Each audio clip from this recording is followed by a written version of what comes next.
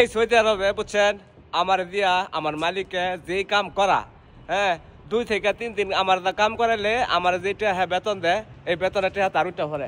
এই যে দেখেন আমি এই যে এইগুলি বানাইছি, হ্যাঁ লুয়া দিয়া ওয়ারিং করে দেখেন এই যে কত সুন্দর করে বানাইছি। এই যে দেখছেন আর ওই যে দেখেন টাইলস টুইস লাগাইছি।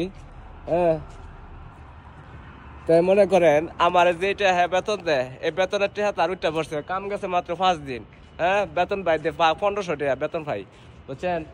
এই বেতনে কি ভাই আমার হয়? আমার সকালবেলা খাইতে লাগে ভাই কমসে কম 6 টাকা, রাত্রে দুপুরবেলা খাইতে লাগে 12 টাকা, আবার রাত্রেবেলা খাইতে লাগে 7 টাকা।